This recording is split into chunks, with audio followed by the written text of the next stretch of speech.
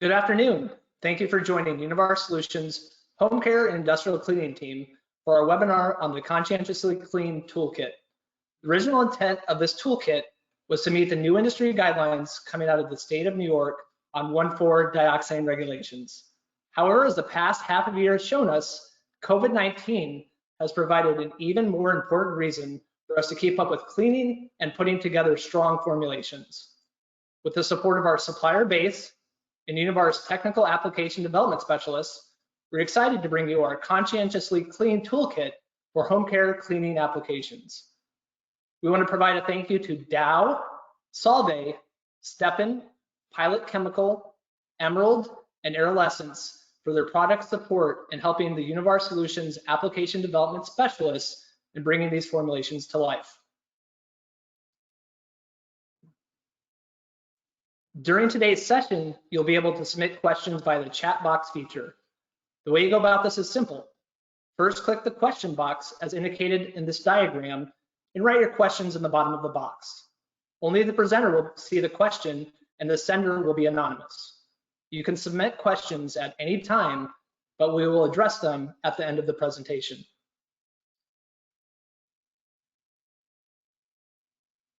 So let's get started with our agenda. After the introduction of our team and supplier partners, we want to briefly go over the current New York State S4389B regulations for cleaning products. We will then go over 4 home care formulations you can use to meet the current regulation and supplier resources to meet the New York State guidelines. Finally, we'll have a brief discussion on how cleaning has changed in the age of COVID-19, and we'll leave some time for questions at the end. However, before we start, we will go through a brief safety share. Hopefully you'll find this pertinent to our current cleaning needs. At Univar Solutions, we start every meeting with a safety share. Megan Ledford, our marketing manager for home care and industrial cleaning, will provide the safety share. Take it away, Megan. Thank you, Aaron. As the economy has moved into various phases of reopening throughout the country, it's important to think about areas that need to be cleaned. One area to think about is your cleaning of your car. Do you currently have a routine for cleaning your car when you get home? Here are some tips. Use a disinfectant wipe, spray, or even just plain old soap and water to clean high-touch areas like steering wheels, blinkers, and gear shifts. Also, door handles, seat belts, and center consoles where you may keep drinks, keys, or other items. Before returning to your car, please think about using a hand sanitizer. However, please do not keep your hand sanitizer in your car during the summer months, as they can be highly flammable at alcohol levels of 70% or more. Finally, as you store your cleaning products, please be mindful and keep them in a safe place and out of reach from your pets or children. Back to you, Aaron. Thanks, Megan. I would also like to briefly introduce you to the team from Univar Solutions on the call that is here to assist you with any home care and industrial cleaning needs. This team, along with your local account managers and sales managers, are happy to assist with any formulation needs that you might have. I am Aaron Lee, the Business Director for Home Care and Industrial Cleaning for North America. We have a team of 35 individuals in North America to support this segment. Whether it is sales, marketing, product management, or technical, we have the team that can offer the best-in-class service for home care and industrial cleaning. Joining me today is Fred Halshauer. Fred is our application development specialist for HIC in the western half of North America. Fred has over 15 years of experience in the lab, field sales engineering, formulation development, equipment and lab design on industrial and institutional products.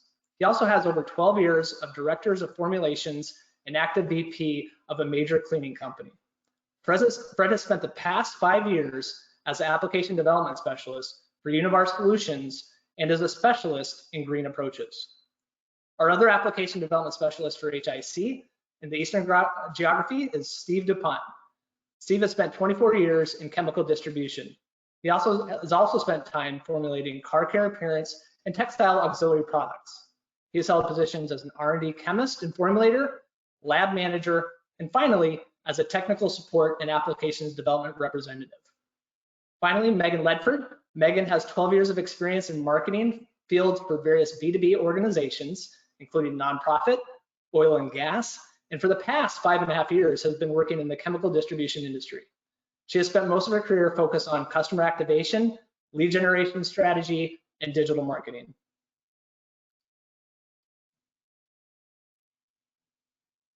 Also here with us today are several of our key suppliers that have provided product support for the Conscientiously Clean toolkit.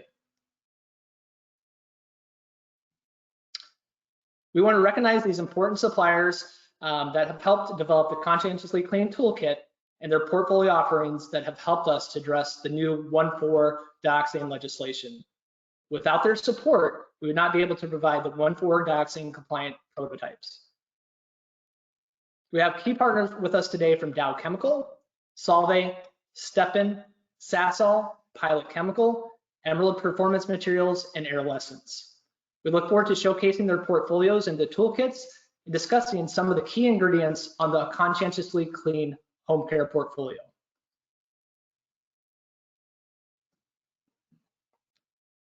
Now that we're through introductions and the safety share, let's get into the main topic of this webinar. We want to take a deep dive into formulation alternatives under S4389B, State of New York 1,4 dioxane requirements. To talk you through these regulations will be Steve DuPont. Steve, the floor is yours. Thanks so much, Aaron.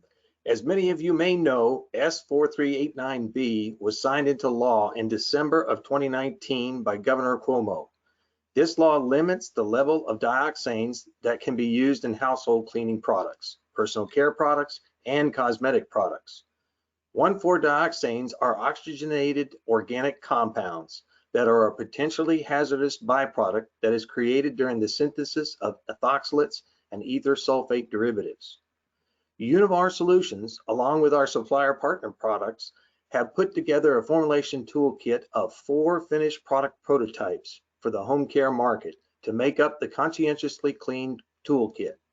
These 4 products are made up of raw materials that will help your companies meet the 1,4 dioxane laws that come into effect January of 2022 and January of 2023. Please see the reference chart on the screen for the 1,4 dioxane requirements on household cleaning products. By the end of 2021, all finished cleaning products must have no more than 2 parts per million of 1,4 dioxane. That requirement drops by 1 part per million at the end of 2022. HCPA and ACI have pushed to have extensions on these requirements and continue to be advocates for the industry, especially during the challenges that have come about during COVID-19.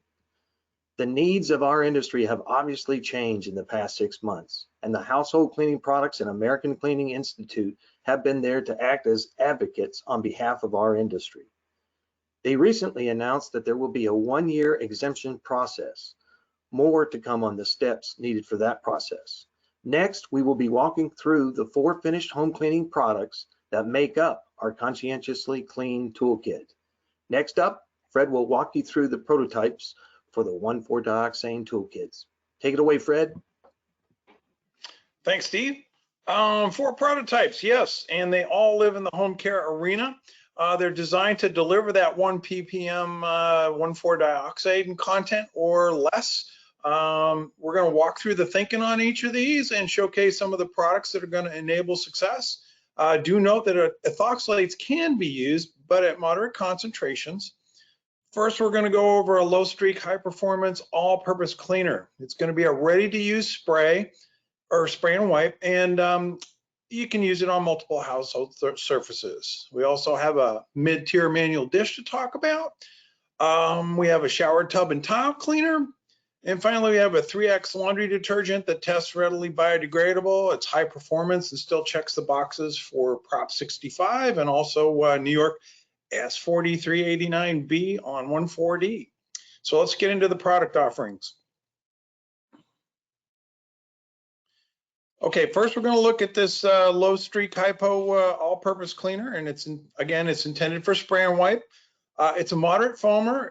It's an all-purpose cleaner. It provides low streak, has exceptional performance on a variety of soils and solids. The product is non-VOC and it meets New York S4389B. Contact us for a Prop 65 mod on this one if you like. We've got that too. Low streak surface cleaners like a low solids approach. So we employ the very highest performance molecules to use the least amount of material possible, which makes for minimal films. We start with 0.6% biopure GLDA from Jarchem. It's tetrasodium glutamate diacetate, functions in several ways. It's our primary soil dispersant.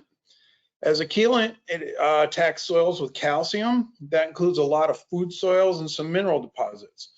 It's friendly to people on the planet, being partially sustainably derived, readily biodegradable, and completely NTA free. Very low filming. It brings a little alkalinity along for the ride. That provides a pretty good hit on our target pH, which is 11 at the use level that we got it at. Next, we adjust the pH if necessary for any incoming surfactants. The strategy we take is a range of 4.5 to 9 for robust ester surfactant stability. We're talking something like alpha step PC48. We'll talk about that later. Below 12 for ethoxylate solubility, and around 11 gets you close to self-preservation if you got a clean co-packer. The formulation calls for neutralizers of either dilute caustic soda or citric acid. But also, you might want to consider lactic acid. It's not a bad choice for the low filming apps. So that's a good one too. It's not in there, but that's a good one to use. Next, we feature Sasol's Novell 810 4.5 narrow range alcohol ethoxylate. It's a really great alternative to 91.6 chemistries, especially for measurably better performance, clean and hard surfaces. That's why we chose it. It solubilizes fragrance and non-polar oils like fingerprints. And as a co-surfactant, you can use it in delimonene formulations.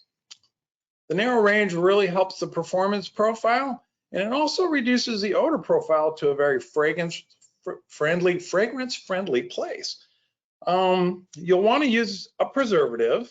We recommend Kathon CG ICP for bulletproof performance, even at a co-packer. Our partners at Aryl Essence will be able to develop or have developed a choice of fragrances to complement. Featured in this prototype, it will be the fresh and clean safer choice. Do remember that fragrance is a functional solvent at this solids level. It's easier to incorporate solvents easier to incorporate fragrances with the emulsifier. In this case, it's a glucoside. We're recommending a Dow Triton CG 425. It's a decyl laurel glucoside, as suitable for our low streak approach. The decyl laurel glucosides also pull soils very well too. Steve's going to capture some product highlights for you. All yours. Thanks, Fred. I'm going to be talking about the Novell 810 4.5. As you said, Fred, it does have a lower odor profile because Sasol uses a patented catalyst technology that yields a lower free alcohol and polyethylene glycol level, both of which contribute to odor. Now, this could result in lower usage amounts of fragrance in your formula, helping to keep costs down. The HLB of 11.6 and small molecule size of the 810 4.5 is ideal for both better wetting and penetrating of surfaces, as well as having an ability to emulsify non-polar products like delimonene, like Fred said, and fragrances. Again, this could result in cost savings by not having to use as much of the surfactant to get the performance needed. When considering environmental aspects of the 810 4.5 versus other environmentally friendly surfactants, the toxicity profile in many cases is much better with respect to LD50 levels.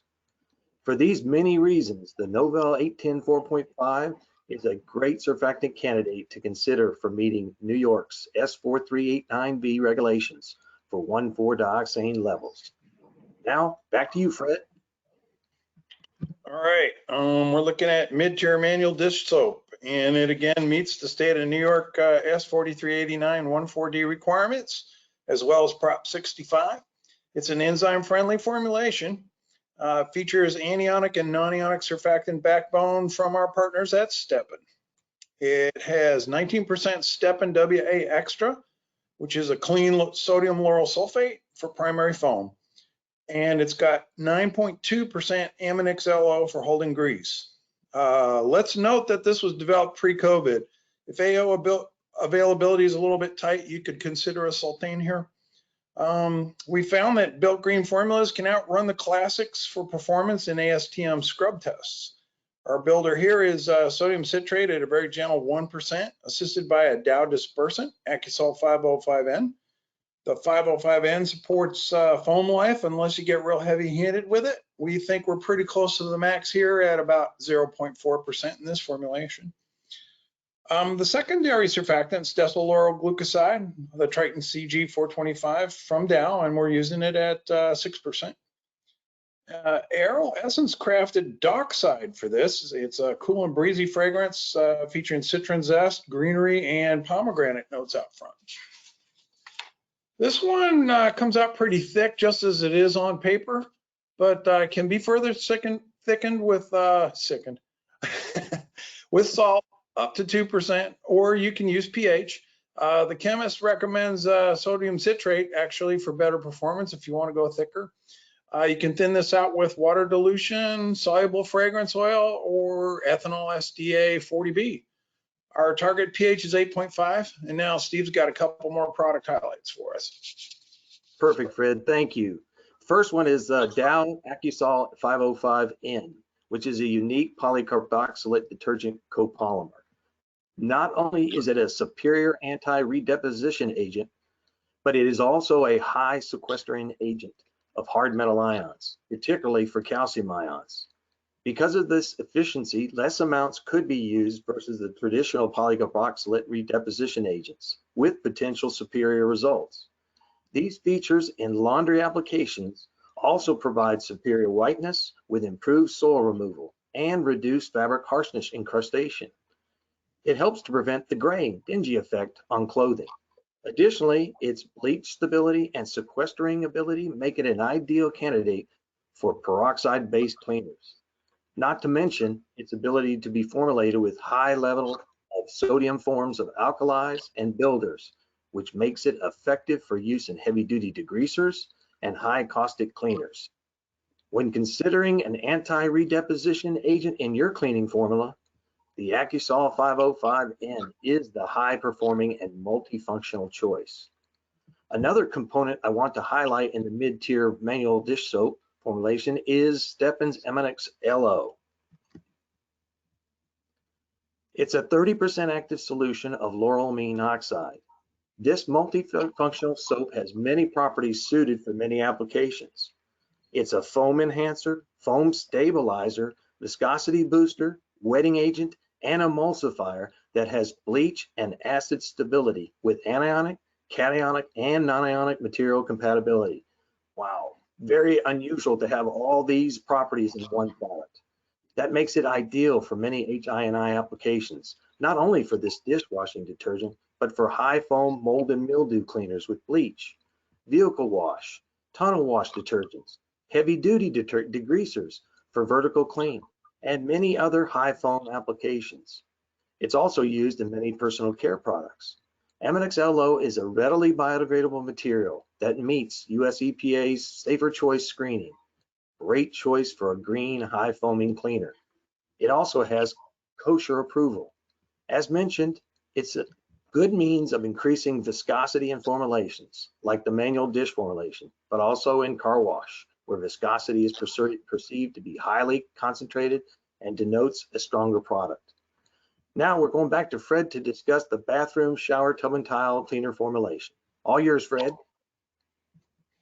Yeah, all these product highlights that are coming out, these are things that we champion for your toolkit back in your lab. It's really important to develop a lot of versatility in your toolkit, and I hope you take a look in on all of them because they're really great versatile materials.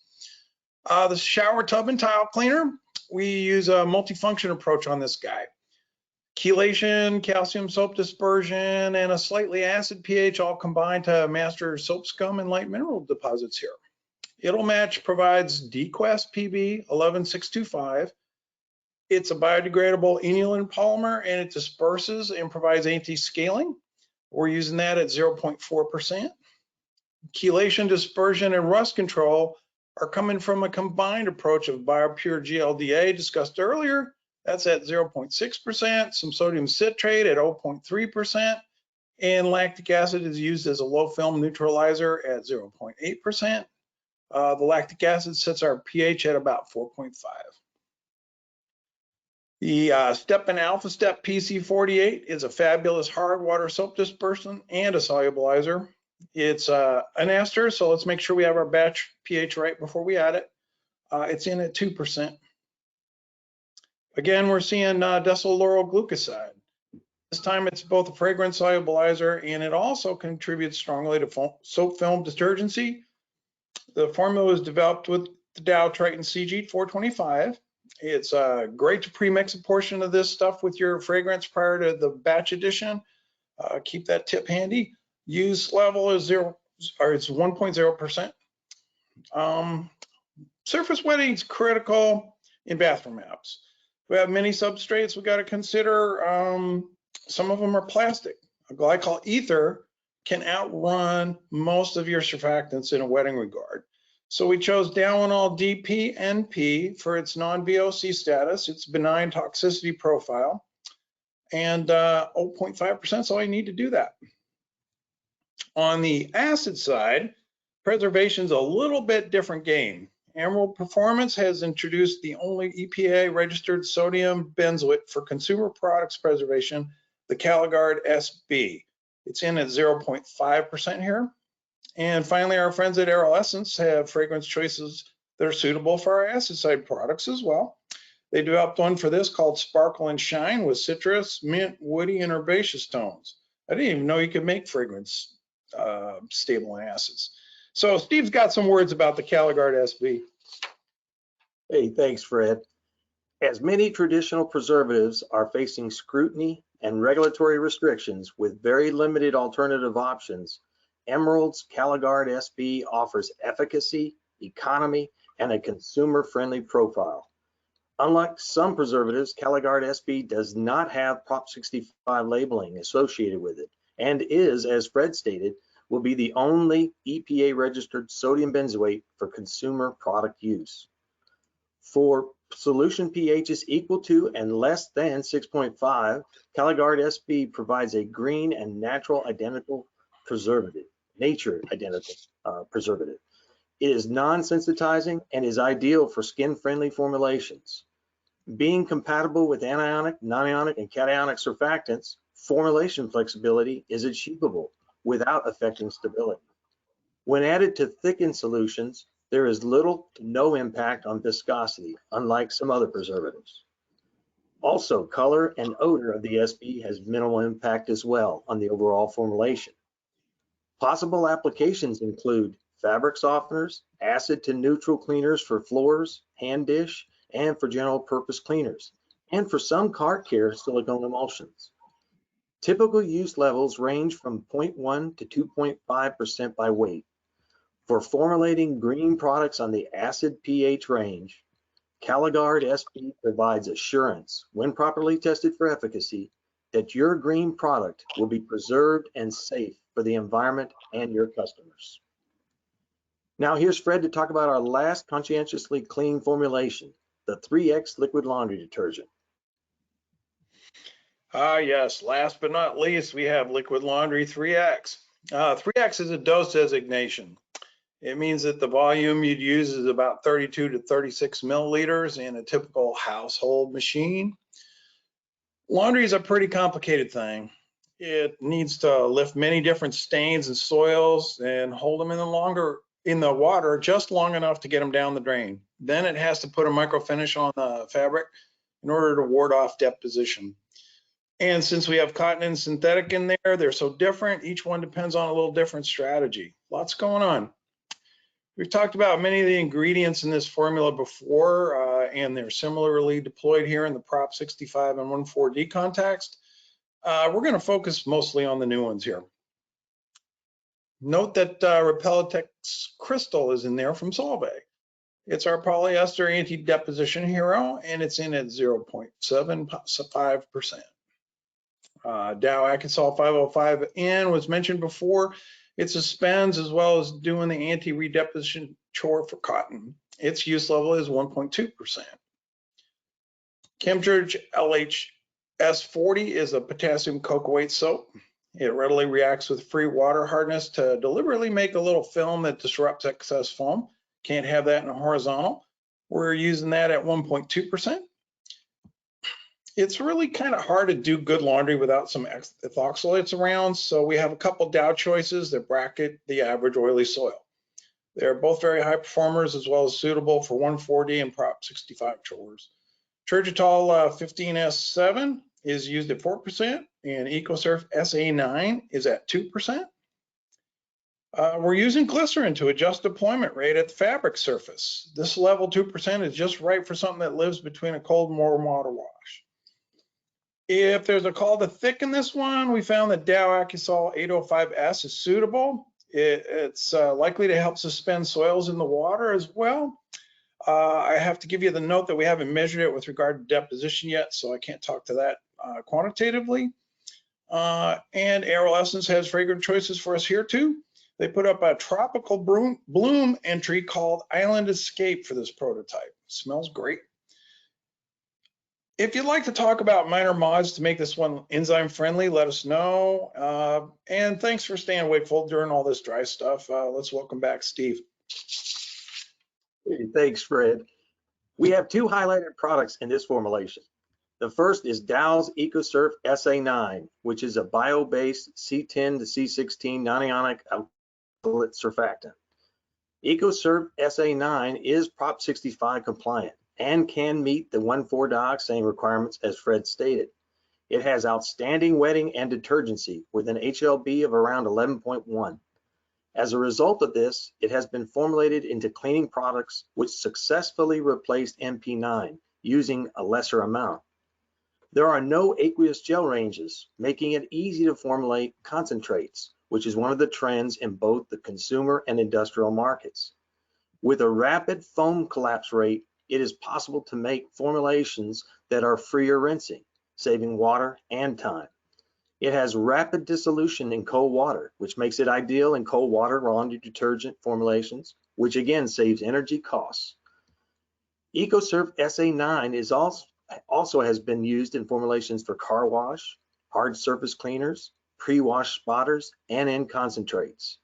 This multifunctional surfactant meets many of the cleaning challenges a formulator faces while providing the performance needed in their products. Now, we'll talk about the second highlighted product in this formulation, Solvay's Repelletex Crystal. Solvay's Repelletex Crystal, despite the name, is a liquid consisting of 68 to 71% by weight solids. This non-ionic polyester polymer was designed to formulate clear laundry detergent concentrates to impart soil release properties to synthetic and cotton blended fabrics. Solvay states that Repelletex Crystal at 1 to 1.5% by weight offers long-lasting protection against not only greasy soils, but tomato, mud, and grass soils between wash cycles. However, as you've seen in this formula, we've been able to use less with excellent performance. It also provides moisture management, wicking, and whiteness maintenance. Repelletex makes washing easier and allows for less detergent to be used in subsequent washes. It's cold water compatible without loss of performance and can also be used in fabric softener formulations. For boosting laundry detergent performance, Repelletex Crystal is a differentiator in those formulations. Now here's Aaron to discuss some resources Univar Solutions has in meeting the 1,4-dioxane levels to meet the New York legislation. Aaron, all yours. Yeah, thank you, Stephen and Fred, on that great overview of our 4 prototypes and product spotlights. Many of our supplier partners are coming out with their dioxane limits on their portfolios of surfactants, polymers, and polyglycol offerings. We'd like to take a moment to also share what resources are publicly available on this information. First, from our partners at Dow Chemical, they recently published on their website a list of products that are anywhere between 1 to 3 parts per million on 1,4-dioxane levels. We will share the supplier links and recording of this presentation with all attendees after this call to be able to reference the dioxane levels in each of these products. However, at a high level, Dow has a range of 1 to 3 parts per million in their surfactant offerings, including alcohol ethoxylates and block copolymers. The reference polyglycol solvents and amines are also at 1 part per million levels.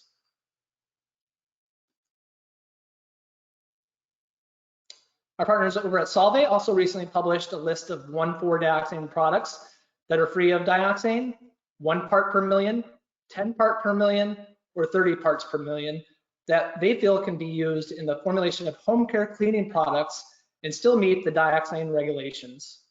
Solvay's plant-based Rotasurf 6-nat has 1 part per million dioxane. Their Macam cocoa butane is free of dioxanes, as is their Laurel hydroxysultane. Solvay also has a list of polymers that are free of dioxanes and up to 10 parts per million. Their polymers can be used in hard surface cleaners, toilet bowl, and liquid laundry. Finally, our partners over at Dow Chemical also recently launched their Max line of ether sulfates, SLS and AOS. Their Calfoam ES701 10 Max and Calfoam ES702 10 Max are sodium salts of lauryl alcohol ethoxysulfates with a 1,4-dioxane specification that is below 10 parts per million. Pilot also has several other low or no dioxane alternatives in their sodium lauryl sulfates and alpha olefin sulfonates. If you're interested in the 1,4-dioxane options from our supplier partners, we will include those links in the follow-up email, or they can be referenced in the recording that will be sent out after this event. I would now like to turn things over to Megan Ledford. She will provide a marketing update on cleaning in the age of COVID-19.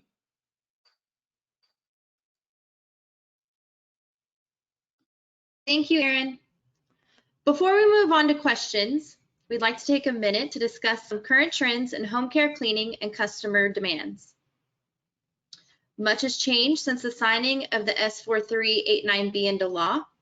Consumer cleaning habits have been changed due to COVID-19 global pandemic, and it's believed that this will have a lasting effect on the consumers globally. As can be seen on the next slide, some of these trends have included large increase in demand for home care cleaning products. We wanted to provide you with several market perspectives on cleaning since the start of the pandemic. We have market updates from ACC, Mintel, and Euromonitor to share with you today. According to the American Chemistry Council's report on I&I cleaning, the overall market has contracted 8.5% year-to-date, and year-over-year comparisons were down even further at negative 10.9%. Mintel has reported out on basic home care products, and post the March spike, there has been some softening in home care cleaning products. Laundry detergents and fabric softeners are down over 10% post the March spike. However, household cleaners such as auto dish cleaners and stain removers remain at more than 20% historical usage rates. Finally, our partners at Euromonitor have provided a snapshot for the US on growth rates pre and post-COVID for 2020. Pre-COVID, home care was forecasted to grow at a 1% rate. Post-COVID, Euromonitor has adjusted their projected growth rate in the US to be about 4%. Overall, consumer spending is down negative 25% in the US. However, not all household spending has been created equal. Household supplies like cleaning products continue to see growth. However, not at the same rate as the start of the pandemic, which saw a purchase of cleaning products that was 2 times the previous demand. The late April, early March demand saw levels of up to 15% higher compared to previous years. With huge demands on the start of the pandemic in early March and April, some of that demand has subsided for items such as hand sanitizer. However, based on what Univar Solutions is seeing from our customer base, there still remains a large demand for items like hard surface cleaners and disinfectants. The home care demand, while flattening out from the peak levels, still remains higher than historical levels in most of our categories. The next two graphics come to us courtesy of Mintel. At the start of the US pandemic, cleaning behaviors for the US saw a large change, whether it was cleaning high-touch surfaces, wiping down mail or food, or stocking up on cleaning supplies. Behaviors definitely increased towards cleaning more and disinfecting previously not thought items. While green trends continue to be an area of interest in this space, more consumers started to be concerned about, what does this product do? Does it do what it say it's going to do? Is it effective? Does it kill viruses? Green became secondary during the initial phases of the pandemic.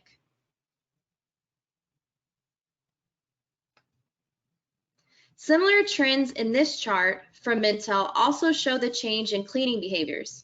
The continued increase in household disinfectants and hand washing increased as the fear of catching COVID-19 increased.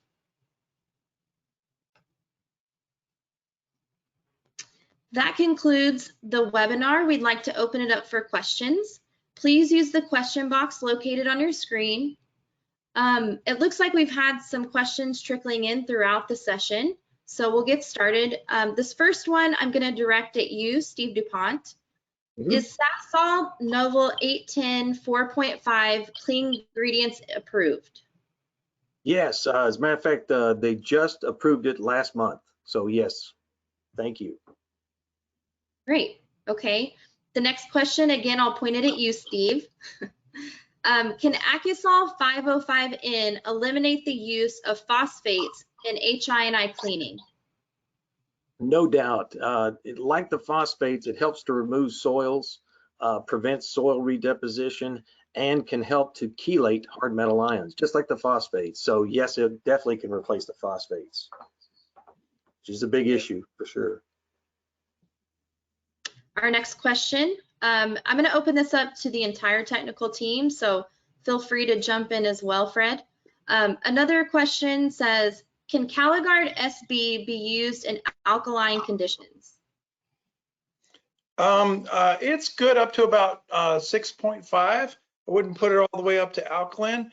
You can use it with some other things in your formulation that'll actually increase its performance and lower the use rate. And a good anionic load is one thing you can do, and another thing you do is include a little bit of a chelator of some sort. Okay. And our next question, what does test biodegradable mean? Oh, you know, most people when they're looking at biodegradability results are looking at an OECD 301 D or F test. And that measures the amount of oxygen demand from an activated sludge over time. And to be readily biodegradable, you need to be 70% or better in 28 days. It's possible to have a formulation that's not made from all biodegradable components that will pass that regimen and very nicely too.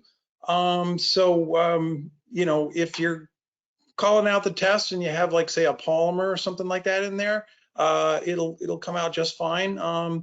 If you're looking at some of these formulas and you'd like to go with all the biodegradable stuff, give us a holler and we're glad to point you that direction as well. Okay, seen a few more questions trickling in. Next one, what is Prop 65 compliant surfactant? That's a good one. It isn't about compliance with surfactants per se. They don't make them to meet a spec. Cal EPA asks you to have an assessment of your material with regard to exposure of anything that has, you know, one of their lists in there. And these surfactants that we've chosen are ones where the supplier, and many of our suppliers have done an assessment for themselves for the handling and feel that it's past the safe harbor limit. You can not use that as a substitute for your own assessment, but what you can do is you can use it as a basis for some of your assumptions of the way you were going to direct use and your SDS for things so that you can have a robust assessment on your product and can recommend it for a non-Prop 65 label. Great. So the next question goes back to the New York regulation around 1,4-dioxane. The question states, does the law also apply to industrial cleaners, for example, the printing industry? No. No. Household. Just those particular applications I mentioned at the beginning there for sure. Cosmetic, personal care, those, and then cleaning applications. Okay. Home care. And the next question, what is the bio content of these products? We can calculate those things for you. I don't have that right at my fingertips. If you we'll answer that question offline after that, but they're pretty high. We're using stuff that's a lot of stuff that's sustainably derived or partially sustainably derived. Okay. And I'll be sure to send you these questions to the team. So for any direct follow-up we need offline, our team will follow up with that. The next question, should the maximum reported dioxane levels be used for calculating total amount in the finished goods, or should we rely on the analytical methods? That's a great question. Sure is. when you're ultimately the analysis is a better protection for you, you can certainly do the math against the BOM for the formula and come up with the likely amount of 1,4-D to see if you're in the game before you waste a bunch of time building it. In this case, we assume that everything was at least 2 parts per million from the ethoxylate side, unless it's stated otherwise higher, because run of plant for a lot of ethoxylators is about 1 part per million. The better run plants, the older ones or an occasional snafu might get you up to about 2. So we sort of took a conservative view. All these formulas are miles below the 1 part per million. So not a lot of worry in this particular case, but if you've got the ability to do an analytical thing on it and do a headspace analysis, you can get down into PPB analysis, go for it. I still think that you could certainly do the calculation and verify your work long before and not have to rely on that. Great. Next question coming in. You mentioned that ethyl oxalates can be used in low levels. What are these levels? That can depend upon the 1,4-D that's contained. If you have something that's, some of these ethoxylates are at 1 part per million as supplied, so you could essentially relabel it and sell it as a direct and possibly pass. So you do your math, you apply your percent against the amount of ppms, do your extension, sum it all up, and that's how you get to the answer for that one. And our next question coming in, does Repellitex have functionality in carpet cleaners, or does it only work in bath? Steve, this one's yours. Yeah, thanks. The only literature that we have, or that Solvay has indicated, was essentially for laundry applications. However, some synthetic fabrics, there may be some affinity for the Repellitex to do that. I mean, it would have to be tested to say the least, but it's mainly laundry application that where we've got the information. That's something I'd like to pose to Solvay for sure. And get back to that person who gave the question.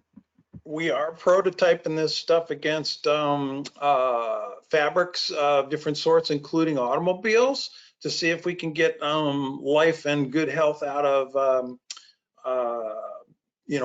not only polyester but like nylon substrate, and we're hoping to see a good result on that. It's in progress.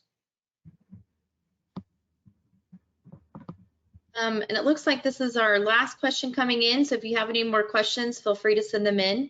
This one says, do your low dioxane formula options match their equivalent predecessors in performance, or is there some reduction in performance levels? They're rocking it.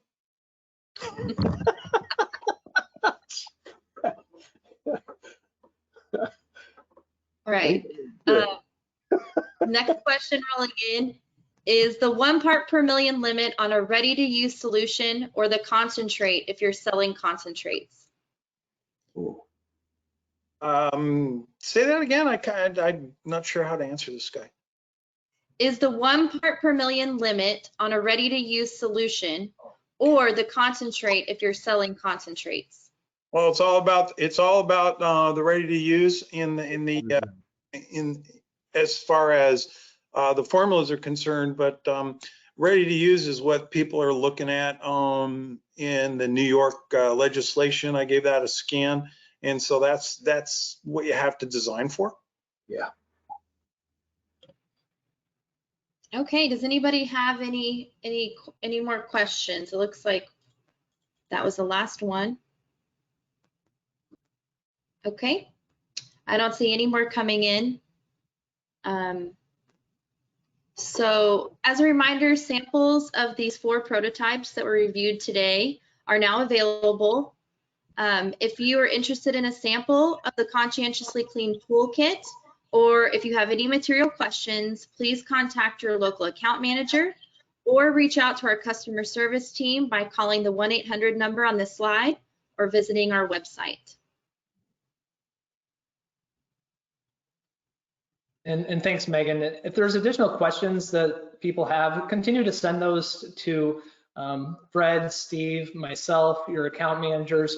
We'd be happy to answer any additional questions that you might think of after the webinar. But lastly, we just, on behalf of Univar Solutions and our supplier partners, we really want to thank everyone for their time today. We obviously appreciate your business and are looking to be of service during this challenging time in history. We feel everyone on this call has a role to play to get through this pandemic, and we're just thankful to play such a small part in it. If you have further questions about the formulation toolkits, as I mentioned, reach out to Fred, Steve, or our Houston-based Solutions Center, or your local home care and industrial cleaning account manager. Also, just a quick commercial, look out this fall. We're gonna have an industrial toolkit, very similar to what we laid out today. We don't have a fancy name like Conscientiously Clean yet, but we'll come up with something. And we'll have a webinar around that as well. So keep an eye out for it. And that concludes the webinar. Again, have a great Tuesday and thank you for your time. Thanks, everybody. Thank you. Thanks all.